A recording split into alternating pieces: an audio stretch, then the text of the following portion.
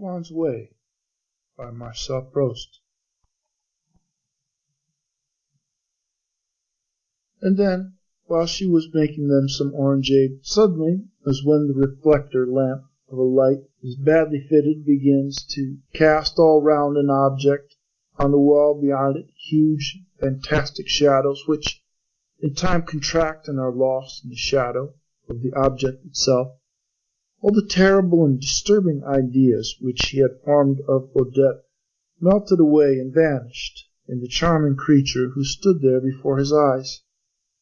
He had the sudden suspicion that this hour spent in Odette's house in the lamplight was perhaps after all not an artificial hour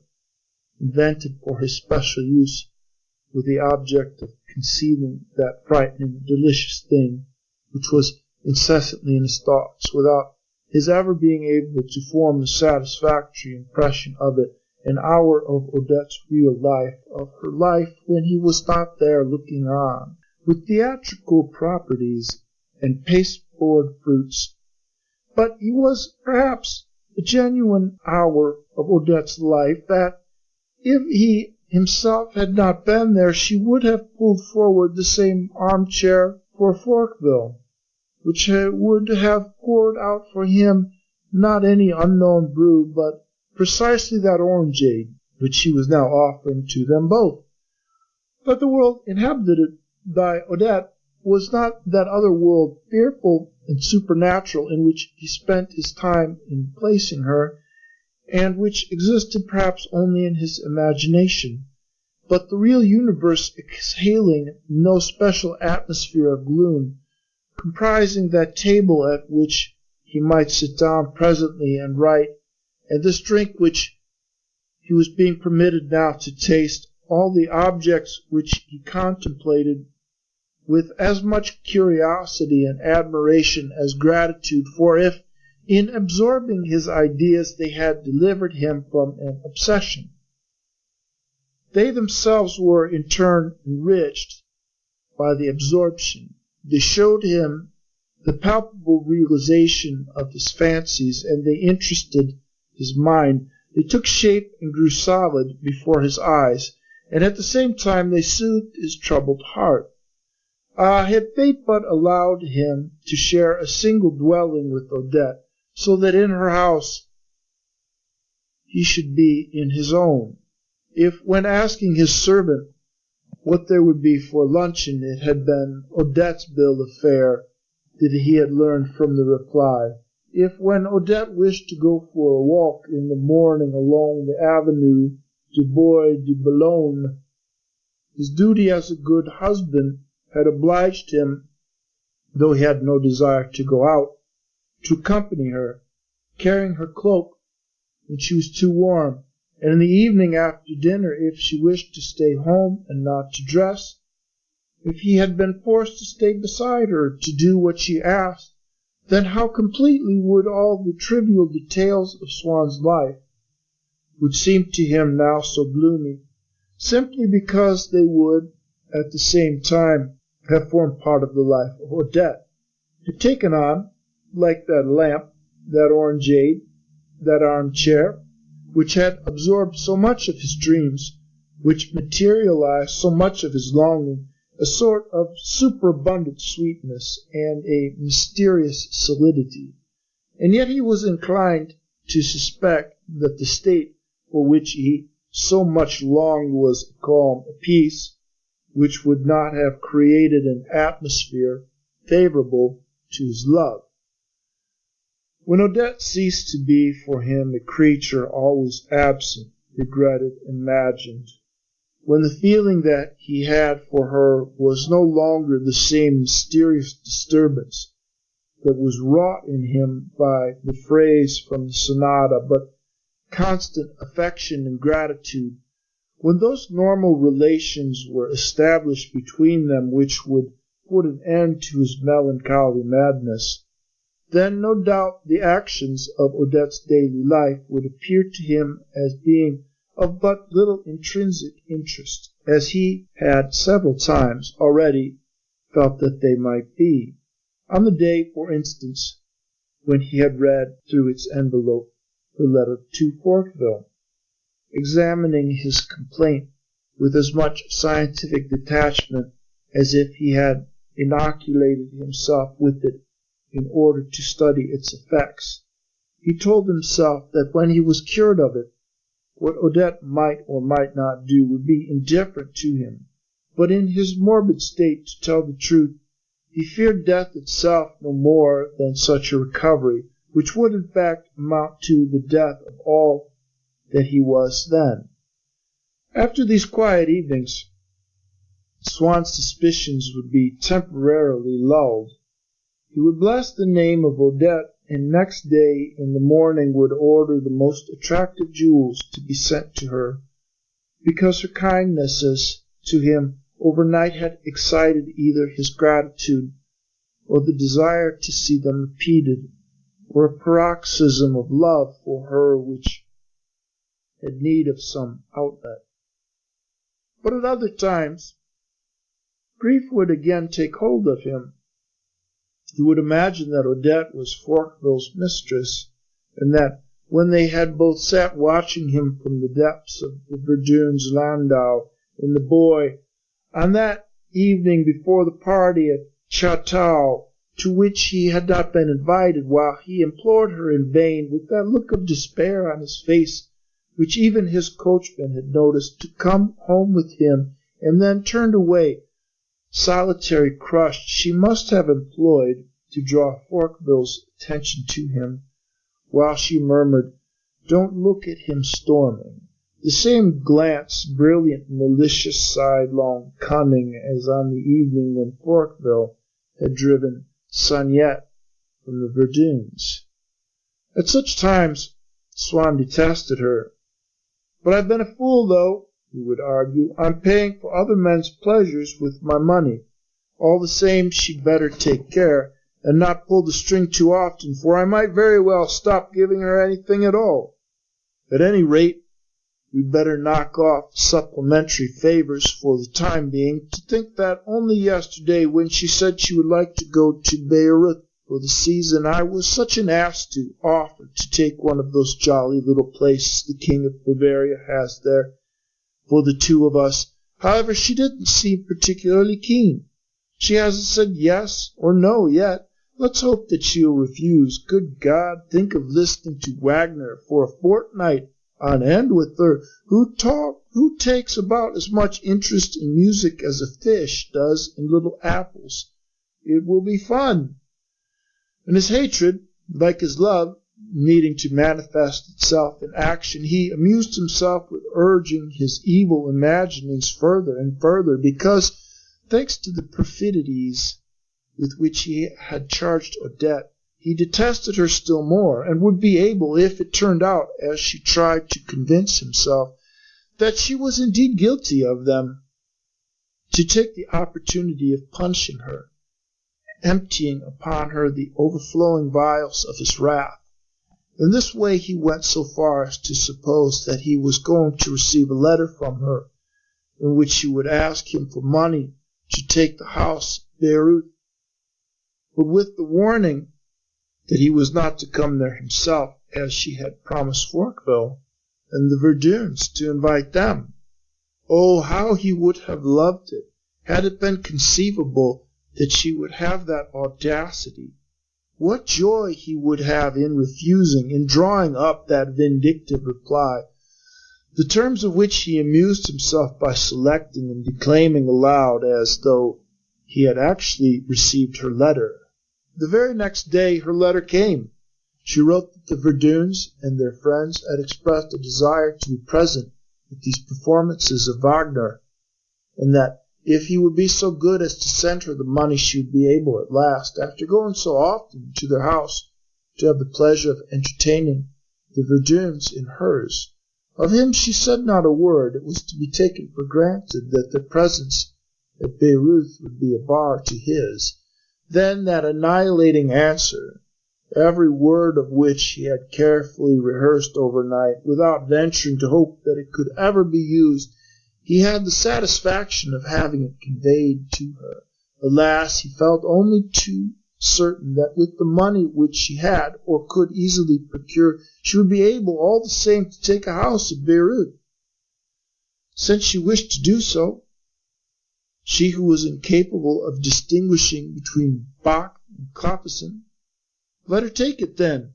She would have to live in it more frugally, that was all. No means, as there would have been if he had replied by sending her several thousand-franc notes, of organizing each evening in her hired castle those exquisite little suppers, after which she might perhaps be seized by the whim, which it was possible had never yet seized her, of falling into the arms of Forqueville. At any rate, this loathsome expedition, it would not be Swann who had to pay for it. Ah, if he could only manage to prevent it, if she could sprain her ankle before starting, if the driver of the carriage, which was to take her to the station, would consent,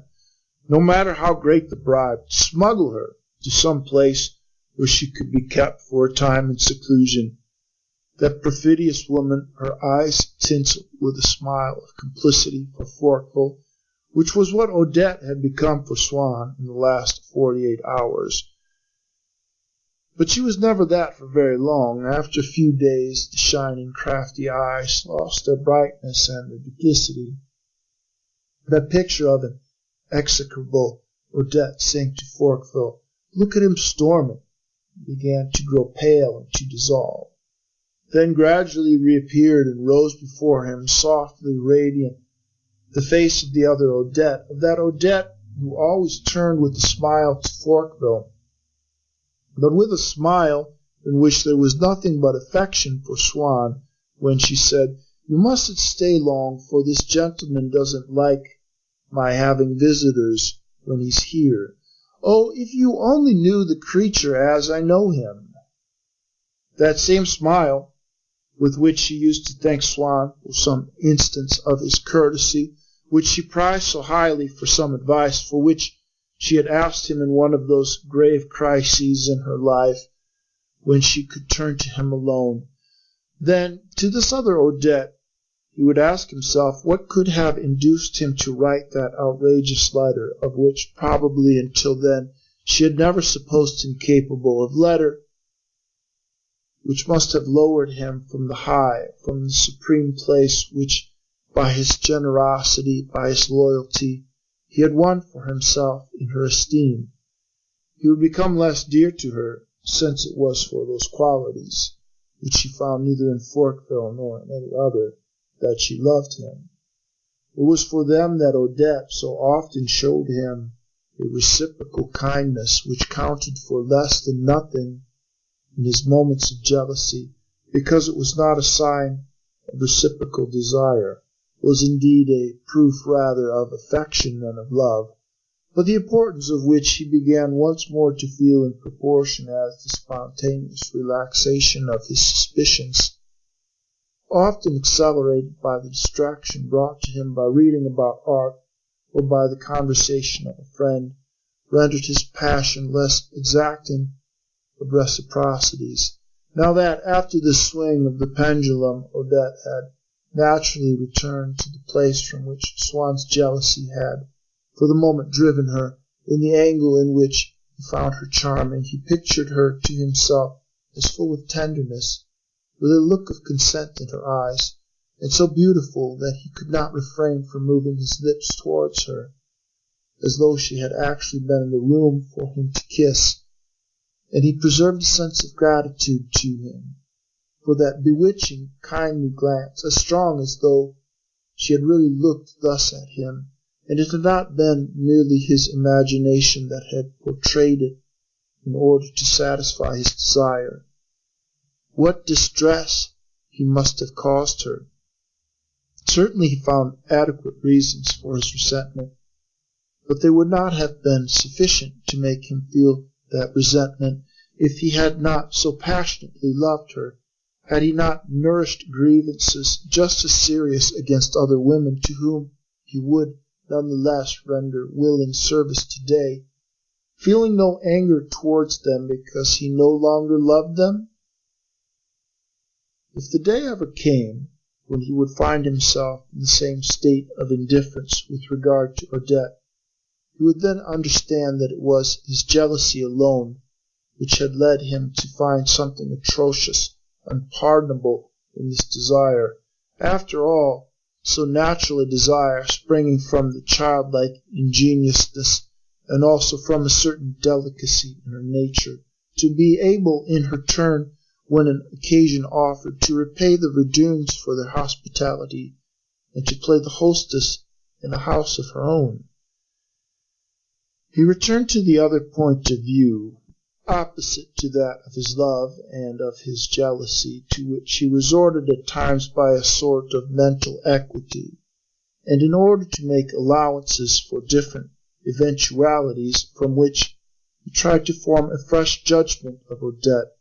based on the supposition that he had never been in love with her, that she was just to him a woman like other women, that her life had not been, whenever he himself was not present, different, a texture woven in secret, apart from him, and warped against him. Wherefore believe that she would enjoy down there with Forqueville, or with other men, intoxicating pleasures which she had never known with him, and which his jealousy alone had fabricated in all their elements. At Beirut, as in Paris, if it should happen that Forqueville thought of him at all, it would only be as of someone who counted for a great deal in the life of Odette, someone for whom he was obliged to make way when they met at her house. If Forqueville and she scored a triumph by being down there together in spite of him, it was he who had engineered that triumph by striving in vain to prevent her from going there, whereas if he had approved of her plan, which, for that matter, was quite defensible, she would have had the appearance of being there by his counsel. She would have felt herself sent there, housed there by him, and for the pleasure which she derived from entertaining those people who had so often entertained her, it was to him that she would have had to acknowledge her indebtedness. And if, instead of letting her go off thus at cross purposes with him without having seen him again, he were to send her this money, if he were to encourage her to take this journey and to go out of his way to make it comfortable and pleasant for her, she would come running to him, happy, grateful, and he would have the joy, the sight of her face, which he had not known for nearly a week, a joy which none other could replace. For the moment that Swann was able to form a picture of her without revulsion, that he could see once again the friendliness in her smile, and that the desire to tear her away from every rival was no longer opposed by his jealousy upon his love, that love once again became more than anything a taste for the sensations which Odette's person gave him, for the pleasure which he found in admiring as one might a spectacle, or in questioning as one might a phenomenon,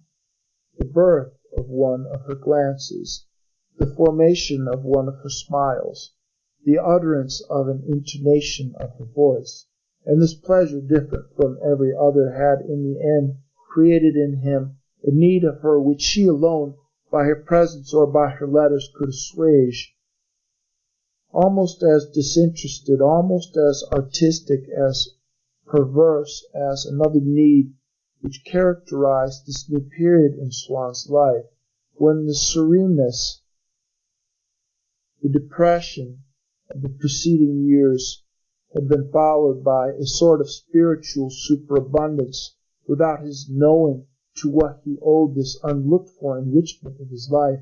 any more than a person in delicate health who from a certain moment grows stronger, puts on flesh, and seems for a time to be on the road to complete recovery. This other need, which too developed in him independently of the visible material world, was the need to listen to music and to learn to know it. And so, by the chemical process of his malady, after he had created jealousy out of his love, He began again to create tenderness, pity for Odette. She had become once more the old Odette, charming and kind. He was full of remorse for having treated her harshly. He wished her to come to him, and before she came, he wished to have already procured for her some pleasure, so as to watch her gratitude taking shape in his face and moulding her smile. So too Odette, certain of seeing him come to her in a few days as tender and submissive as before, and plead with her for a reconciliation, became inured, was no longer afraid of displeasing him, or even of making him angry, and refused, whenever it suited her, the favors by which he set most store. Perhaps she did not realize how sincere he had been with her during their quarrel, when he had told her that he would not send her any money, but would do what he could to hurt her. Perhaps she did not realize either how sincere he still was, if not with her, at any rate with himself.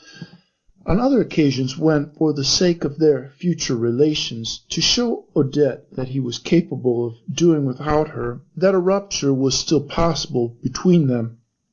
he decided to wait some time before going to see her again.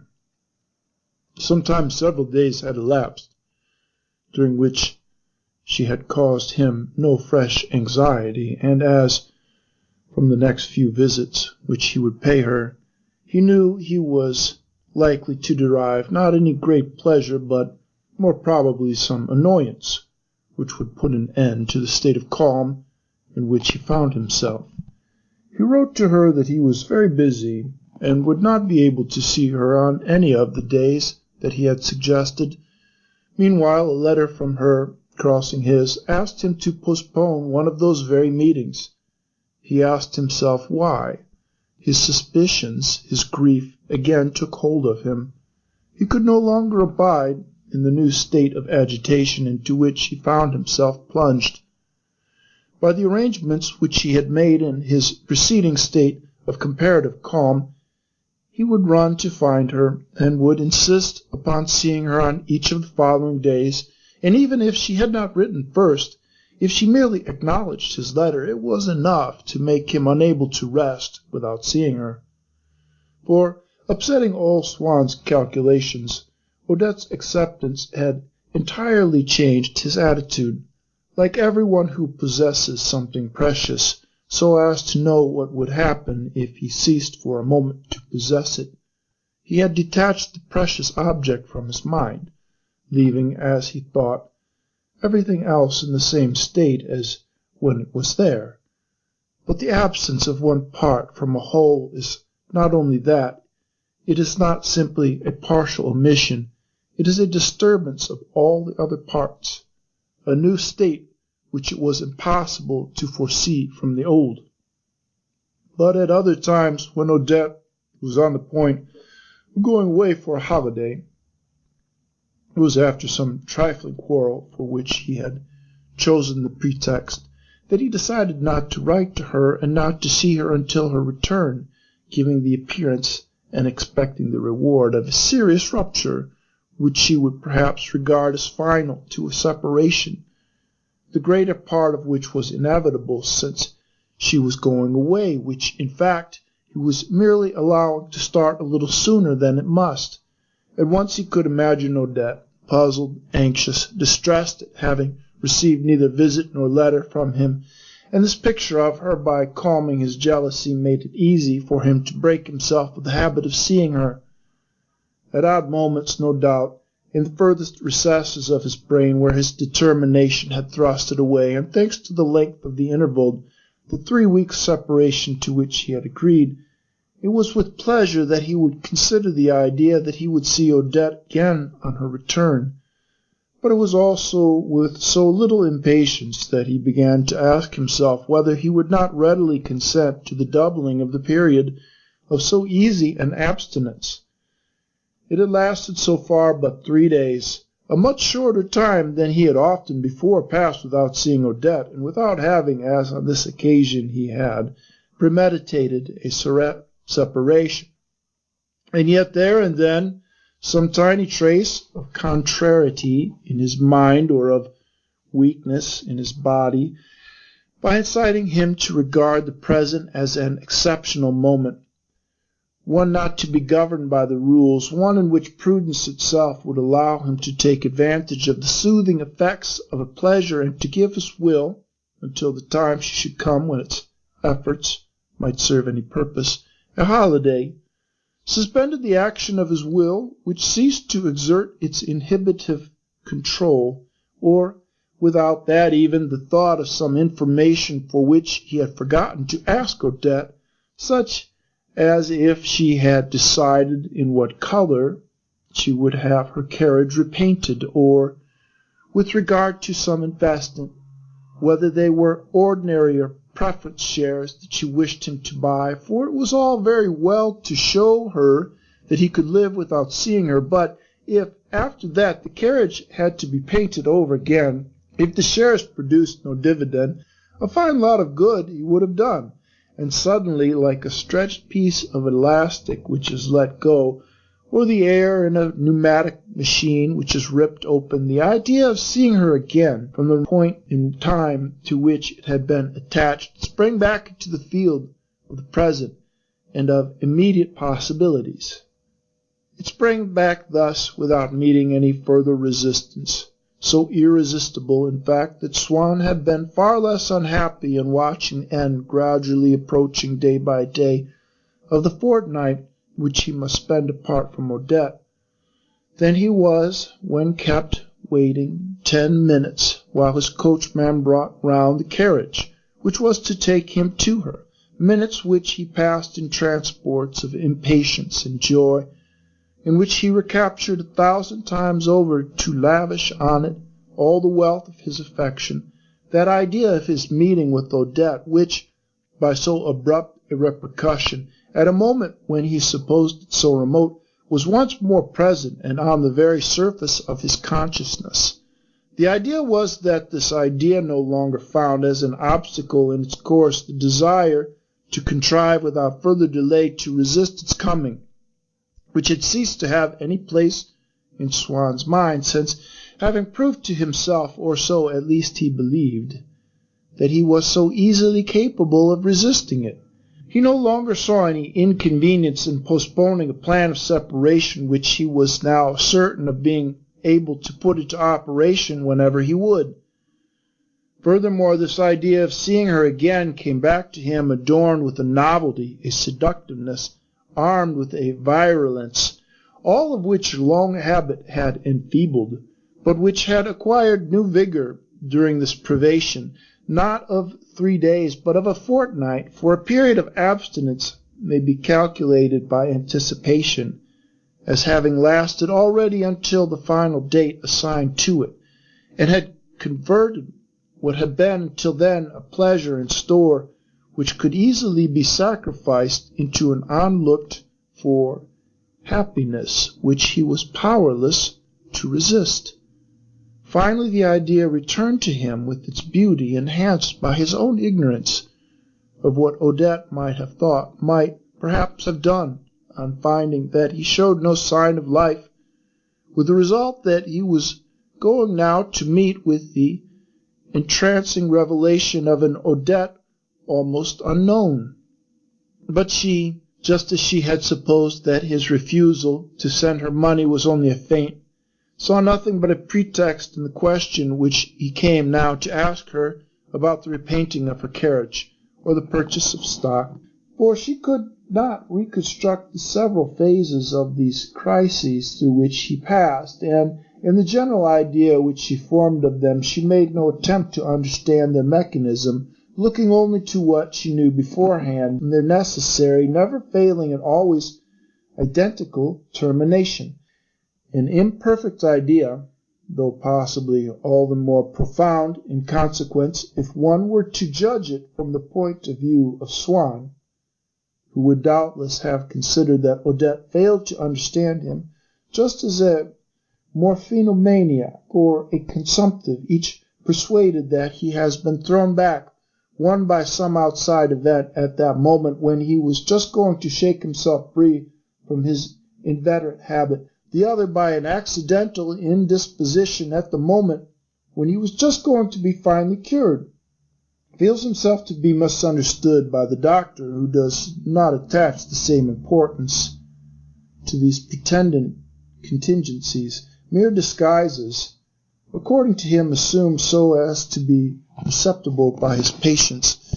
by the vice of one and the morbid state of the other, which in reality have never ceased to weigh heavily and incurably upon them while they were nursing their dreams of normality and health.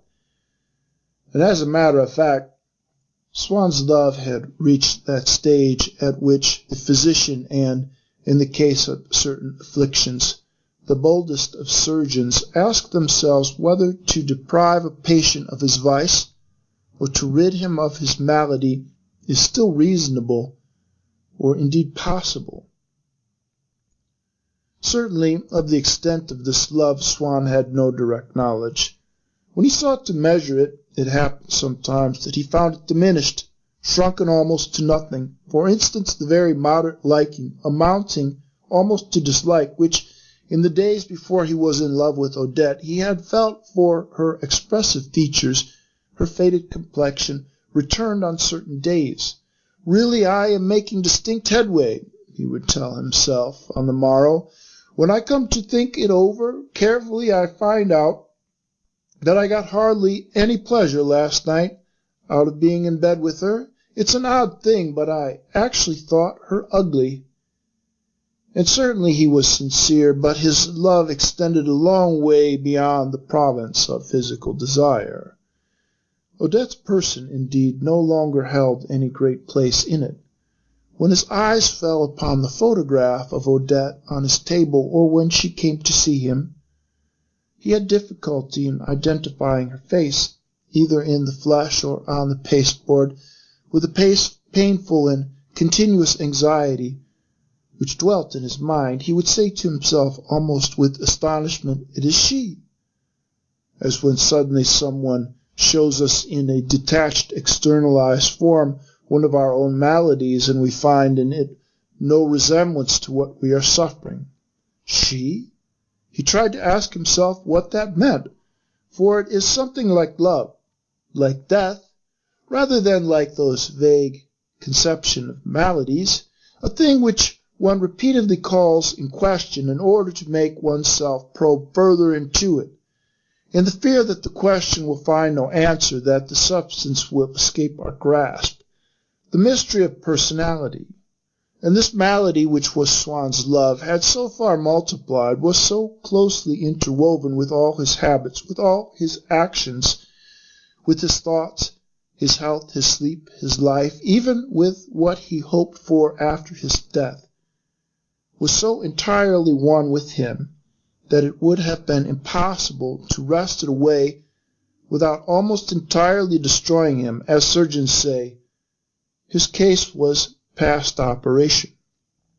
By this love Swann had been so far detached from all other interests that when by chance he reappeared in the world of fashion, reminding himself that his social relations, like a beautifully wrought setting, although she would not have been able to form any very exact estimate of its worth, might still add a little to his own value in Odette's eyes, as indeed they might have done had they not been cheapened by his love itself, which for Odette depreciated everything that it touched, by seeming to denounce such things as less precious than itself. He would feel there, simultaneously with his distress at being in places and among people that she did not know, the same detached sense of pleasure as he would have derived from a novel or a painting in which were depicted the amusements of a leisured class, just as at home he used to enjoy the thought of the smooth efficiency of his household, the smartness of his own wardrobe and of his servants' liveries, the soundness of his investments, with the same relish as when he read in St. Simon, who was one of his favorite authors, of the machinery of daily life at Versailles, what Madame de Maintenon ate and drank, or the shrewd avarice and great pomp of Lully. And in the small extent to which this detachment was not absolute, the reason for this new pleasure which Swann was tasting was that he could emigrate for a moment into those few and distant parts of himself which had remained almost foreign to his love and to his pain. In this respect, the personality with which my great-aunt endowed him was that in which he now most delighted. Once when, because it was the birthday of the Princess de Parme, and because she often could be of use indirectly to Odette, by letting her have seats for galas and jubilees and all that sort of thing, he had decided to send her a basket of fruit, and was not quite sure whether or how to order it. He had entrusted the task to a cousin of his mother who, delighted to be doing a commission for him, had written to him laying stress on the fact that she had not chosen all the fruit at the same place, but the grapes from Crepeau, whose specialty they were, the strawberries from Jarret, the pears from Chevet, who always had the best, and soon every fruit visited and examined one by myself, and in the sequel, by the cordiality with which the princess thanked him, he had been able to judge of the flavor of the strawberries and of the ripeness of the pears, but most of all that every fruit visited and examined one by myself had brought balm to his sufferings by carrying his mind off to a region which he rarely visited, although it was his by right as the heir of a rich and respectable middle-class family in which had been handed down from generation to generation the knowledge of the right places and the art of ordering things from shops. Of a truth, he had too long forgotten that he was young Swann not to feel, when he assumed that part again for a moment, a keener pleasure than he was capable of feeling at other times, when indeed he was grown sick of pleasure, and if the friendliness of the middle-class people for whom he had never been anything else than young Swann was less animated than that of the aristocrats, though more flattering for all that, since in the middle-class mind friendship is inseparable from respect, no letter from a royal personage offering him some princely entertainment could ever be so attractive to Swann as the letter which asked him to be a witness, or merely to be present at a wedding in the family of some old friends of his parents, some of whom had kept up with him, like my grandfather, who, the year before these events, had invited him to my mother's wedding, while others barely knew him by sight, but were, they thought, in duty bound to show civility to the son, to the worthy successor of the late Mr. Swann.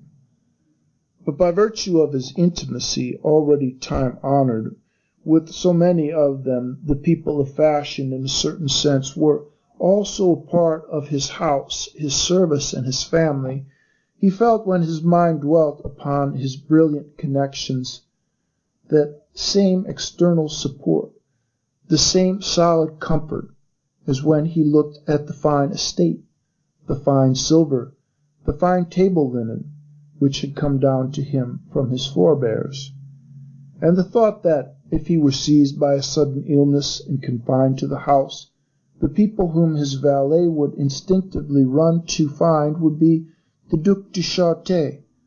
the Prince de Reuss, the Duc de Luxembourg, and the Baron de Carlos, brought him the same consolation as our old François derived from the knowledge that she would one day be buried in her own fine clothes, marked with her name, not darned at all, or so exquisitely darned that it merely enhanced one's idea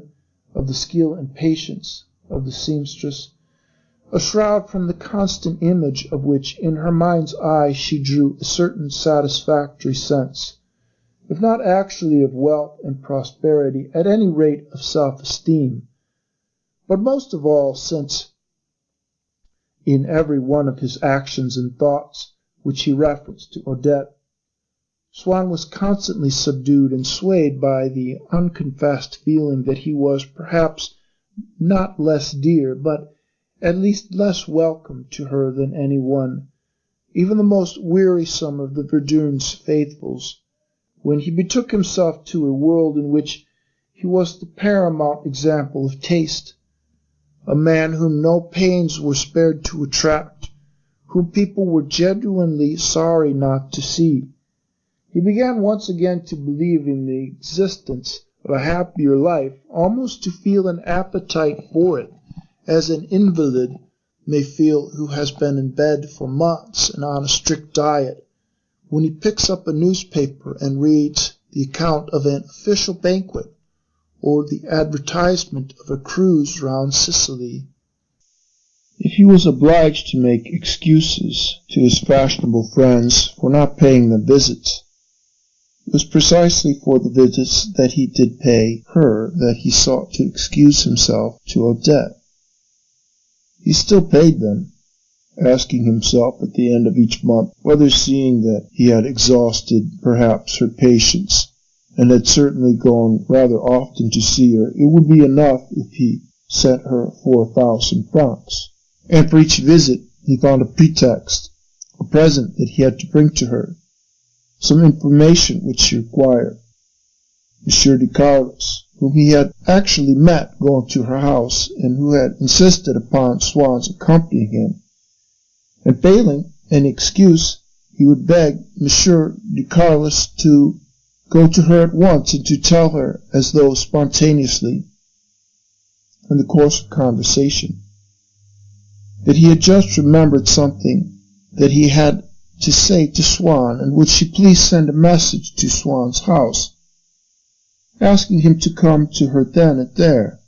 But as a rule, Swann waited at home in vain, and Monsieur de Carlos informed him later in the evening that his device had not proved successful,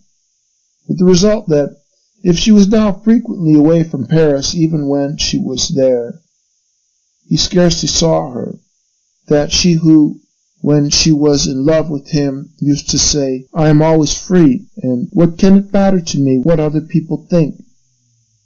And now, whenever he wanted to see her, appealed to the proprietaries or pleaded some engagement. When he spoke of going to a charity entertainment or a private view, or a first night at which she was to be present, she would expostulate that he wished to advertise their relations in public, that he was treating her like a woman off the streets.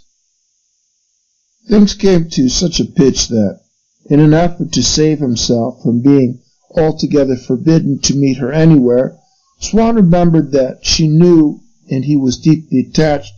to my great-uncle Adolphe, whose friend he had himself also been, went one day to see him in his little flat, in the Rue de Bellacais, to ask him to use his influence with Odette.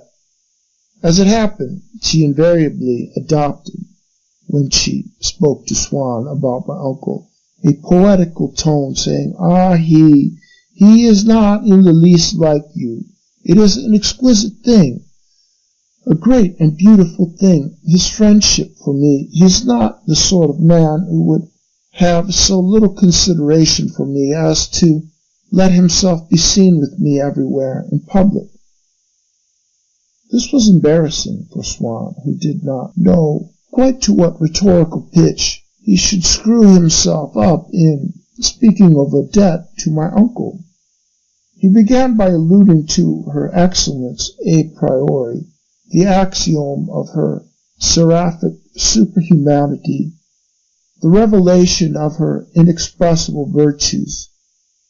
no conception of which could possibly be formed. "I should like to speak to you about her," he went on. "You who know what a woman supreme above all women, what an adorable being, what an angel Odette is, but you know also what life is in Paris. Everyone doesn't see Odette in the light in which you and I have been privileged to see her, and so there are people who think that I am behaving rather foolishly. She won't even allow me to meet her out of doors at the theater. Now you, in whom she has such enormous confidence, couldn't you say a few words for me to her? just to assure her that she exaggerates the harm which my bowing to her in the streets might do her. My uncle advised Swann not to see Odette for some days, after which she would love him all the more. He advised Odette to let Swann meet her everywhere, and as often as he pleased. A few days later, Odette told Swann that she had just had a rude awakening. She had discovered that my uncle was the same as other men. He had tried to take her by assault. She calmed Swann, who at first was for rushing out to challenge my uncle to a duel. But he refused to shake hands with him when they met again. He regretted this rupture all the more because he had hoped,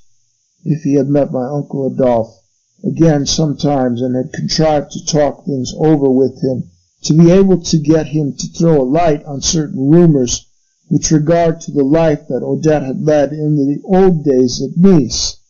For my Uncle Adolphe used to spend the winter there, and Swann thought that it might indeed have been there, perhaps, that he had first known Odette. The few words which someone had let fall in his hearing about a man who, it appeared, had been Odette's lover, had left Swann dumbfounded, but the very things which he would, before knowing them, have regarded as the most terrible to learn and the most impossible to believe were, once he knew them, incorporated for all time in the general mass of his sorrow. He admitted them. He could no longer have understood their not existing. Only each one of them in its passage traced an indelible line, altering the picture that he had formed of his mistress. At one time, indeed, he felt that he could understand that this moral likeness, of which he would never have suspected Odette, was perfectly well known, and that at Baden or Nice, when she had gone in the past to spend several months in one or the other place, she had enjoyed a sort of amorous notoriety. He attempted in order to question them to get into touch again with certain men of that stamp, but these were aware that he knew Odette, and besides he was afraid of putting the thought of her into their heads, of setting them once more upon her track. But he, to whom up till then nothing could have seemed so tedious as was all attained to the cosmopolitan life of Baden or Nice, now that he learned that Odette had perhaps led a gay life once in those pleasure cities, although he could never find out whether it had been solely to satisfy a want of money which, thanks to himself, she no longer felt, or felt some capricious instinct which might at any moment revive in her, he would lean in impotent anguish, blinded and dizzy, over the bottomless abyss into which he had passed, in which he had been engulfed those years of his own early in MacMahon's septenniet, in which one spent the winter on the Promenade des Anglais, the summer beneath the limes of Baden, and would find in those years a sad but splendid profundity, such as a poet might have lent to them, and he would have devoted to the reconstruction of all the insignificant details that made up the round of the Côte d'Azur in those days, if it could have helped him to understand something that still baffled him in the smile and the eyes of Odette. More enthusiasm than does the aesthete who ransacks the extant documents of 15th century Florence so as to try to penetrate further into the soul of the Primavera, the fair Vanna, or the Venus of Botticelli. He would sit often without saying a word to her, only gazing at her and dreaming, and she would comment, "You do look sad." It was not very long since, from the idea that she was an excellent creature, compared to the best women that he had known, he had passed to that of her being kept, and yet already by an inverse process he had returned from the Odette de Crécy, perhaps too well known to the holiday-makers, to the ladies' men of Nice and Baden, to this face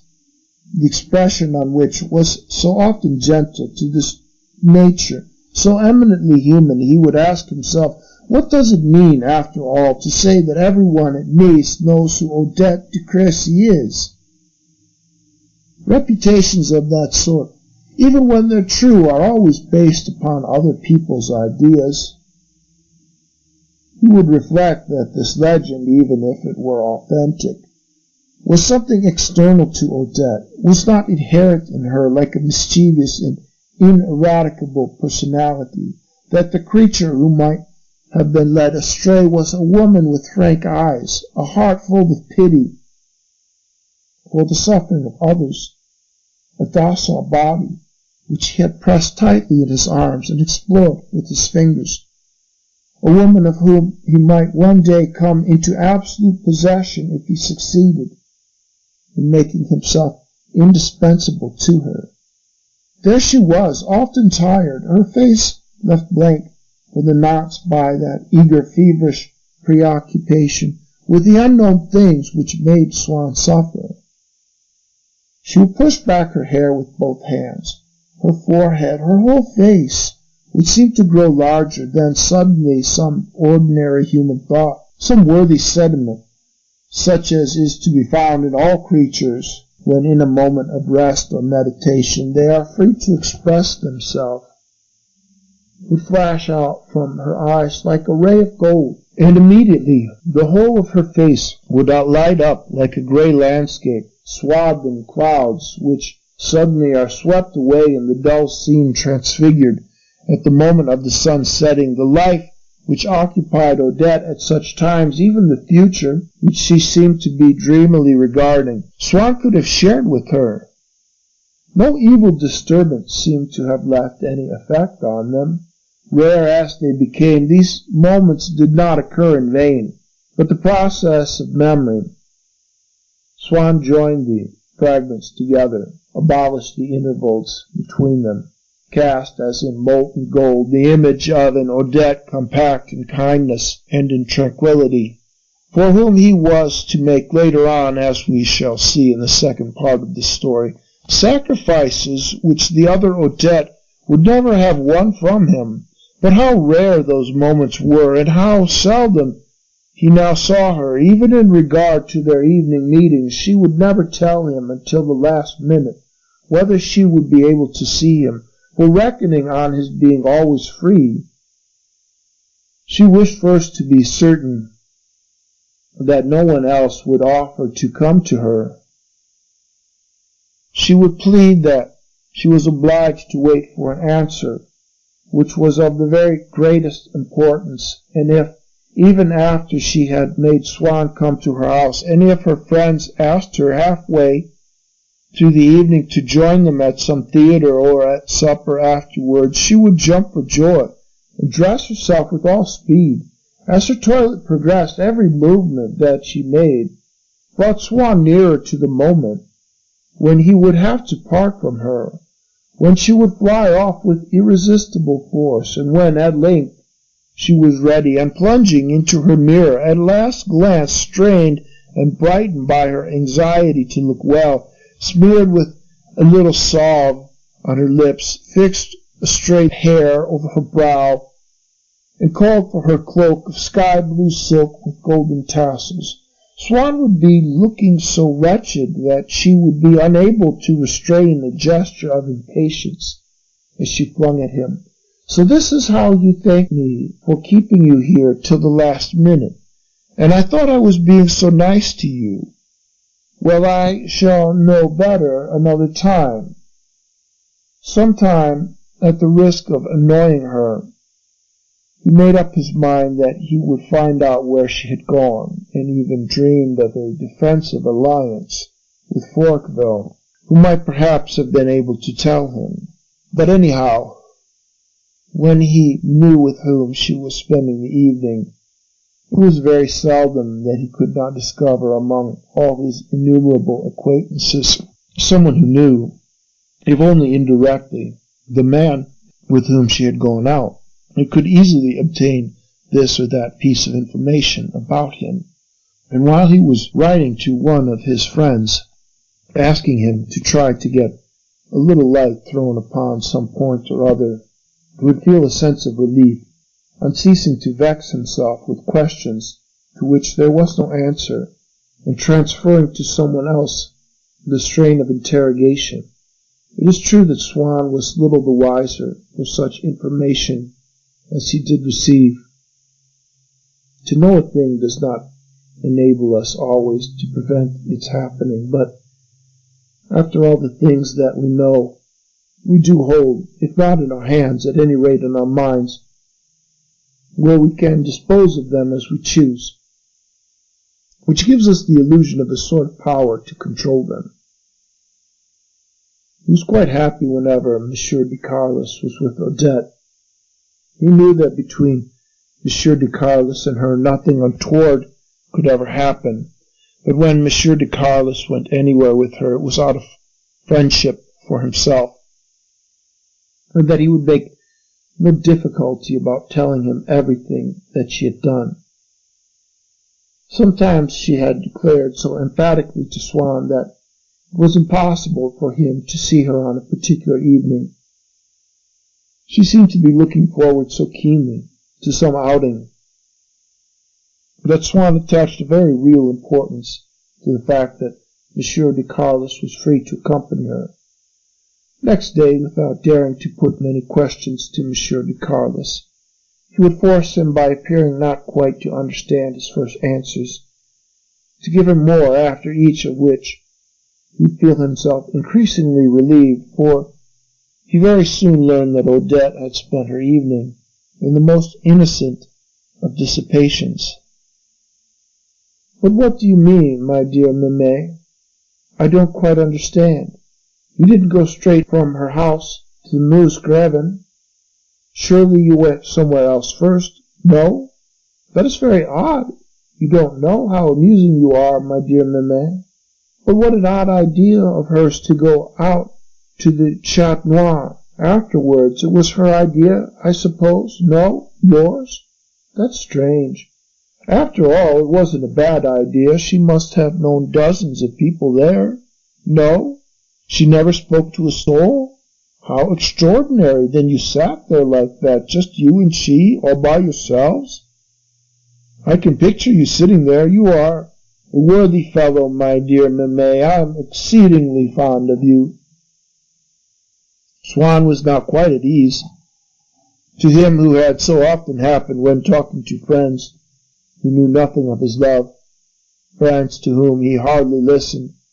to hear certain detached sentences, as, for instance, "I saw Madame de Crequy yesterday. She was with a man I didn't know," sentences which dropped into his heart and passed at once into a solid state, grew hard as stalagmites, and seared and tore him as they lay there irremovable. How charming, by way of contrast, were the words. She didn't know a soul. She never spoke to a soul. How freely they coursed through him, how fluid they were, how vaporous, how easy to breathe, and yet, a moment later, he was telling himself that Odette must find him very dull, if those were the pleasures that she preferred to his company. And their very insignificance, though it reassured him, pained him, as if her enjoyment of them had been an act of treachery. Even when he could not discover where she had gone, it would have sufficed to alleviate the anguish that he had felt, for which Odette's presence, the charm of her company, was the sole specific, a specific which in the long run served, like many other remedies, to aggravate the disease, but at least brought temporary relief to sufferings. It would have sufficed had Odette only permitted him to remain at her house while she was out, to wait there until that hour of her return, into whose stillness and peace would flow, to be mingled and lost there all memory of those intervening hours, which some sorcery, some cursed spell had made him imagine as somehow different from the rest. But she would not. He must return home. He forced himself on the way to form various plans, ceased to think of Odette. He even reached the stage while he undressed of turning over all sorts of happy ideas in his mind. It was with a light-hearted boy, with the anticipation of going to see some favorite work of art on the morrow, that he jumped into bed and turned out the light. But no sooner had he made himself ready to sleep, relaxing a self-control of which he was not even conscious, so habitual had it become that an icy shudder convulsed his body, and he burst into sobs. He did not wish to know why, but dried his eyes, saying that next day he must begin afresh his attempt to find out what Odette had been doing. He must use all his influence to contrive to see her, and with a smile, "This is delightful. I'm becoming neurasthenic," after which he could not save from utter exhaustion. This compulsion to an activity without respite, without variety, without result, was so cruel a scourge that one day, noticing a swelling over his stomach, he felt an actual joy in the idea that he had perhaps a tumor, which would prove fatal, that he need not concern himself with anything further, that it was his malady which was going to govern his life, to make a plaything of him, until the not distant end, if indeed at this period it often happened that, though without admitting it even to himself, he longed for death, it was in order to escape not so much from the keenness of his sufferings as from the monotony of his struggle. And yet he would have wished to live until the end of time, when he no longer loved her, when she would have no reason for lying to him, when at length he might learn from her whether on the day when he had gone to see her in the afternoon she had or had not been in the arms of Forqueville. Often for several days on end the suspicion that she was in love with someone else would distract his mind from the question of Forqueville, making it almost immaterial to him, like those new deployments of a continuous state of ill health, which seemed for a little time to have delivered us from their predecessors. There were even days when he was not tormented by any suspicion. He fancied that he was cured, but next morning, when he awoke, he felt in that same place that same sensation which, the day before, he had, as it were, diluted in the torrent of different impressions. But it had not stirred from its place. Indeed, it was the sharpness of this pain that had awakened him. Since Odette never gave him any information as to those vastly important matters which took up so much of her time every day, albeit he had lived long enough in the world to know that such matters are never anything else than pleasures, he could not sustain for any length of time the effort to imagine them. His brain would become a void. Then he would pass a finger over his tired eyelids, in the same way as he might have wiped his eyeglass, and would cease altogether to think. There emerged, however, from this unexplored tract certain occupations which reappeared from time to time, vaguely connected by Odette with some obligation towards distant relatives or old friends who, inasmuch as they were the only people whom she was in the habit of mentioning as preventing her from seeing him, seemed to Swann to compose the necessary, unalterable setting of her life. Because of the tone in which she referred from time to time to the day when I go with my friend to the hippodrome, or if when he felt unwell and had thought perhaps Odette would be kind and come to see me, he remembered suddenly that it was one of those very days. He would correct himself with an, "Oh no, it's not worth while asking her to come. I should have thought of it before. This is the day when she goes with her friend to the hippodrome. We must confine ourselves to what is possible. No use wasting our time in proposing things that can't be accepted and are declined in advance." And this duty that was incumbent upon Odette of going to the hippodrome, to which Swann thus gave way, seemed to him to be not merely ineluctable in itself, but the mark of necessity which stamped it seemed to make plausible and legitimate everything that was even remotely connected with it. If, when Odette in the street had acknowledged the salute of a passer-by, which had aroused Swann's jealousy, she replied to his questions by associating the stranger with any of the 2 or 3 paramount duties of which she had often spoken to him. If, of course, for instance, she said,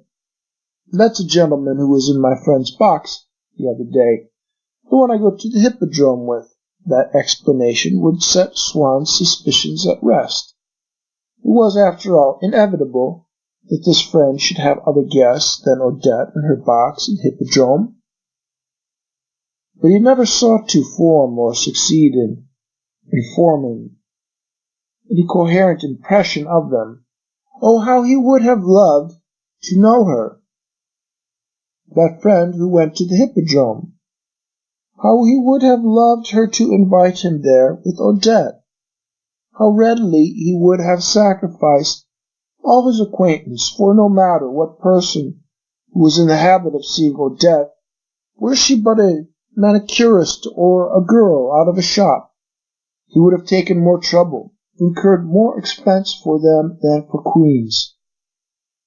Would they not have supplied him, out of what was contained in their knowledge of the life of Odette, with the one potent anodyne for his pain? With what joy would he have hastened to spend his days with one or other of those humble folk with whom Odette kept up friendly relations? Either with some ulterior motive or from genuine simplicity of nature, how willingly would he have fixed his abode forever in the attics of some sordid but enviable house, where Odette went but never took him, and where, if he had lived with those little retired dressmaker, whose lover he would readily have pretended to be,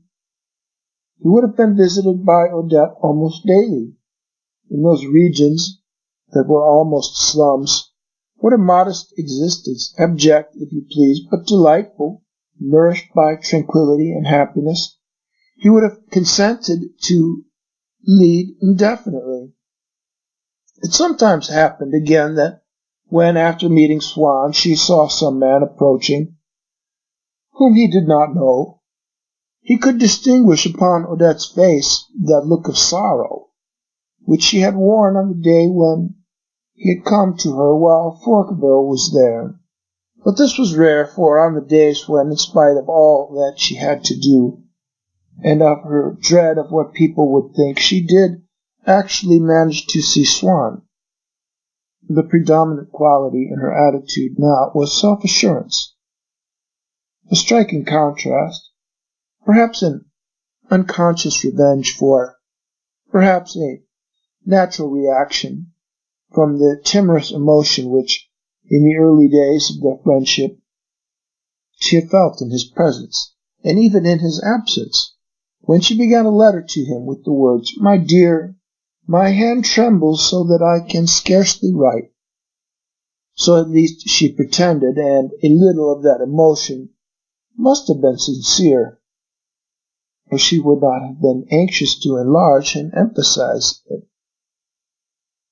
So Swann had been pleasing to her then. Our hands do not tremble except for ourselves or for those whom we love. When they have ceased to control our happiness, how peaceful, how easy, how bold do we become in their presence. In speaking to him, in writing to him now, she had longer employed those words by which she had sought to give herself the illusion that he belonged to her, creating opportunities for saying "my" and "mine" when she referred to him. "You are all that I have in the world. It is the perfume of our friendship. I shall keep it."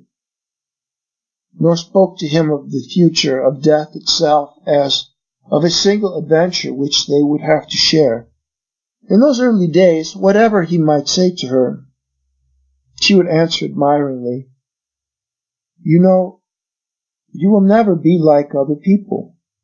She would gaze at his long, slightly bald head, of which people who know only of his successes used to think, "He's not regularly good-looking, if you like, but he is smart." That tuft, the eyeglass, that smile, and with more curiosity, perhaps, to know him as he really was than desire to become his mistress, she would sigh, "I do wish I could find out what there is in that head of yours." But now, whatever he might say, she would answer, in a tone sometimes of irritation, sometimes indulgent, "Ah, so you never will be like other people." She would gaze at his head, which was hardly aged at all by his recent anxieties, though people now thought of it by the same mental process which enables one to discover the meaning of a piece of symphonic music of which one has read the program, or the likenesses in a child whose family one has known. He's not positively ugly, if you like, but he is rather absurd, that eyeglass, that tuft, that smile. Realizing in their imagination, fed by suggestion, the invisible boundary which divides at the few months' interval the head of an ardent lover from a cuckold's, and would say, "Oh, I do wish I could change you, put some sense into that head of yours." Always ready to believe in the truth of what he hoped, if it was only Odette's way of behaving to him that left room for doubt, he would fling himself greedily upon her words. "You can if you like," he would tell her. And he tried to explain to her that to confront him, to control him, to make him work, would be a noble task, to which numbers of other women asked for nothing better than to be allowed to devote themselves, though it was only fair to add that in those other women's hands the noble task would have seemed to Swann nothing more than an indiscreet and intolerable usurpation of his freedom of action. If she didn't love me just a little, he told himself, she would not wish to have me altered. To alter me she will have to see me more often. And so he was able to trace in these faults which she found in him the proof at least of her interest, perhaps even of her love. And, in fact, she gave him so little now of the last that he was obliged to regard as proofs of her interest in him the various things which every now and then she forbade him to do. One day she announced that she did not care for his coachman, who she thought was perhaps setting Swann against her, and anyhow she did not show that promptness and deference to Swann's orders which she would like to see. She felt that he wanted to hear her say, "Don't have him again when you come to me," just as he might have wanted her to kiss him. So, being in good temper, she said it, and he was deeply moved that evening when talking to Monsieur de Carlos, with whom he had the satisfaction of being able to speak of her openly, for the most trivial remarks that he uttered now, even to people who had never heard of her, had always some sort of reference to Odette. He said to him, "I believe, all the same, that she loves me. She is so nice to me now, and she certainly takes an interest in what I do." And if, when he was starting off for her house, getting into his carriage with a friend whom he was to drop somewhere on the way, his friend said, "Hello, isn't that Loredan in the box?" with what melancholy joy would Swann answer him, "Oh, good heavens, no, I can tell you. I daren't take Loredan when I go to Rue La Pérouse. Odette doesn't like me to have Loredan. She thinks he doesn't suit me. What on earth is one to do? Women, you know, women. My dear fellow, she would be furious. Oh, Lord, yes, I've only to take Remy here. I should never hear the last of it." These new matters, indifferent, listless, irritable, which Odette now adopted with Swann, undoubtedly made him suffer. But he did not realize how much he suffered, since it had been with a regular progression day after day that Odette had chilled towards him. It was only by directly contrasting what she was today with what she had been at first that he could have measured the extent of the change that had taken place. Now this change was his secret wound, which pained him day and night. And whenever he felt that his thoughts were straying too near it, he would quickly turn them into another channel for fear of being made to suffer too keenly. He might say to himself in a vague way, "There was a time when Odette loved me more." But he never formed any definite picture of that time, just as he had in his study a cupboard at which he contrived never to look, which he turned aside to avoid passing whenever he entered and left the room, because in one of its drawers he had locked away the chrysanthemum given him on one of those first evenings when he had taken her home in his carriage, and the letters in which she said, "Why did you not forget your heart also? I should never have let you have that back. And at whatever hour of the day or night you may need me, just send me a word and dispose of me as you please." So there was a place in his heart to which he would never allow his thoughts to trespass too near, forcing them, if need be, to evade it by a long course of reasoning so that they should not have to pass within reach of it, the place in which lingered his memories of happy days. But his so meticulous prudence was defeated one evening when he had gone out to a party. It was at the Marquis de Saint-Avert's, on the last, for that season, of the evenings on which she invited people to listen to the musicians who would serve later on for her charity concerts. Swann, who had intended to go to each of the previous evenings in turn, but had never been able to make up his mind, received while he was dressing for this party a visit from the Baron de Carlis, who came with an offer to go with him to the Marquise's, if his company could be of any use in helping Swann not to feel quite so bored when he got there, to be a little less unhappy. But Swann had thanked him with, "You can't conceive how glad I should be of your company.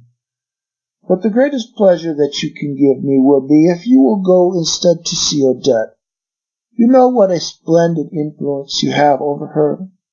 I don't suppose she'll be going anywhere this evening unless she goes to see her old dressmaker, and I'm sure she would be delighted if you went with her there. In any case, you'll find her at home before then. Try to keep her amused, and also to give her a little sound advice. If you could arrange something for tomorrow, which would please her, something that we could all three do together. Try to put out a feeler, too, for the summer. See if there's anything she wants to do. Cruise we might all three take. Anything you can think of. I don't count upon seeing her tonight myself. Still, if she would like to come, or if you find a loophole, you've only to send me a line, Madame de Saint-Avert's, up till midnight. After that I shall be here. Ever so many thanks for all you are doing for me. You know what I feel about you." His friend promised to go and do as Swann wished as soon as he had deposited him at the door of the Saint-Avert house, where he arrived, soothed by the thought that Monsieur de Carlis would be spending the entire evening in the Rue La Pérouse. But in a state of melancholy, indifference to everything that did not involve Odette, and in particular to the details of fashionable life, a state which invested them with the charm that is to be found in anything which, being no longer an object of our desire, appears to us in its own guise. On alighting from his carriage in the foreground, that fictitious summary of their domestic existence which hostesses are pleased to offer to their guests on ceremonial occasions, and in which they show a great regard for accuracy of costume and setting, Swann was amused to discover the heirs and successors of Balzac's tigers, now grooms, who normally followed their mistress when she walked abroad, but now, hatted and booted, were posted out of doors in front of the house, on the gravel drive, or outside the stables, as gardeners might be drawn up for an inspection at the ends of their several flower beds. This peculiar tendency, which he had always had to look for analogies between living people and the portraits and galleries, reasserted itself here, but in a more positive and more general form. It was society as a whole now which presented itself to him in a series of pictures. In the cloakroom, into which in the old days, when he was still a man of fashion, he would have gone in his overcoat to emerge from it in evening dress,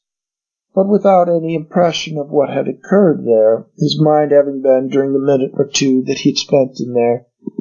either still at the party which he had just left, or already at the party into which he was just about to be ushered. He now noticed for the first time, roused by the unexpected arrival of so belated a guest, the scattered pack of splendid, effortless animals, the enormous footmen, who were drowsing here and there upon benches and chests, until, pointing their noble greyhound profiles, they towered upon their feet and gathered in a circle round about him. One of them, a particularly ferocious aspect, and not unlike the headsman in certain Renaissance pictures which represent executions, tortures, and the like, advanced upon him with an implacable air to take his things. But the harshness of his steely glare was compensated by the softness of his cotton gloves so effectively that as he approached Swann, he seemed to be exhibiting at once an utter contempt for his person and the most tender regard for his hat. He took it with care, to which the precision of his movements imparted something that was almost over-fastidious, and with a delicacy that was rendered almost touching by the evidence of his splendid strength. Then he passed it to one of the satellites, a novice and timid, who was expressing the panic that overpowered him by casting furious glances in every direction and displaying all the dumb agitation of a wild animal in the first hours of its captivity.